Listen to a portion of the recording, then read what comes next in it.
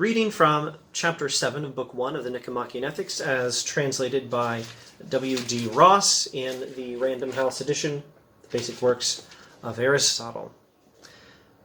Presumably, however, to say that happiness is the chief good seems a platitude, and a clearer account of what it is still desired. So we've observed that we need to seek the ultimate goal of human life, the ultimate purpose, which Aristotle says is the purpose which we seek for its own sake and not for the sake of anything else, for the sake of which we seek everything else we do seek in life, the ultimate purpose of human life, and that is happiness. But we obviously have to know something about what happiness is.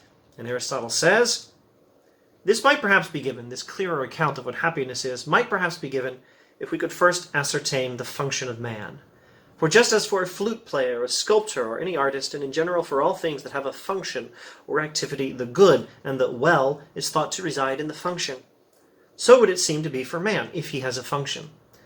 Have the carpenter, then, and the tanner certain functions or activities, and has man none? Is he born without a function, or has eye, hand, foot, and in general each of the parts evidently has a function, that is to say, each part of the body has a function? May one lay it down that man similarly has a function apart from all these? What then can this be? Life seems to be common even to plants, but we are seeking what is peculiar to man. Let us exclude, therefore, the life of nutrition and growth. Next, there would be a life of perception, but it also seems to be common even to the horse, the ox, and every animal. There remains, then, an active life of the element that has a rational principle. Of this, one part has such a principle in the sense of being obedient to one, the other in the sense of possessing one and exercising thought.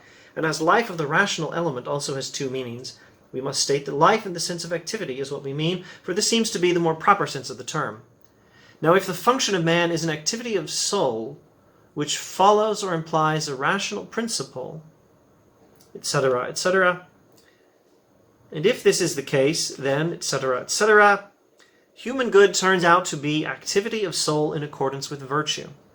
And if there are more than one virtue in accordance with the best and most complete, but we must add in a complete life. There's a lot to consider here. The first thing to do is to understand the concept of proper function. Aristotle is trying to clarify what is the ultimate purpose of a human being, and he's identified happiness as that ultimate purpose. Happiness is that which we seek for its own sake and not for the sake of anything else. Well, what is human happiness? In order to understand human happiness, we must understand the proper functioning of the human being. And look at the comparisons. A flute player, a sculptor, or any artist, a carpenter, a tanner, the eye, the hand, the foot, and in general each of the parts of the body, these things all have functions. The tanner has the function of tanning. Tanning is the activity proper to the sort of thing a tanner is. The carpenter has the function carpentry. Carpentry is the proper function of the carpenter. Carpentry is the function proper to a carpenter. It's the function, the activity for the sort of thing a carpenter is. What is a carpenter? He's someone who does carpentry. What is a sculptor? He's someone who sculpts. Sculpting is the activity proper to the sculptor. Artistry is the activity proper to an artist. Flute playing is the activity proper to a flute player. The eye has the function of seeing. Seeing is the activity proper to the eye. The hand has the function of grasping, and this is the activity proper to the sort of thing the hand is. Repeat this exercise for the foot, the other parts of the body, all the other occupations, and have the carpenter and the tanner certain functions or activities, and has man none? Is he born without a function?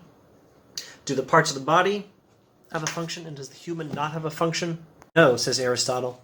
The human being, like human occupations and like the parts of the body, has a function proper to it. And what is that function?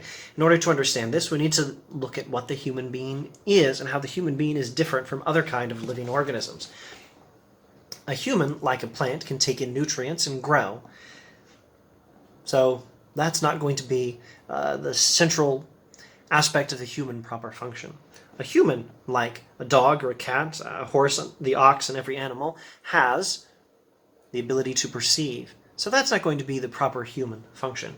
Dogs can perceive. Dogs and plants can take in nutrients and grow. Humans can do these things. Well, those are a part of the human function, but they're not the function proper to human beings as such. What makes a human being different from a dog or from a tree. What makes a human being different is we have reason.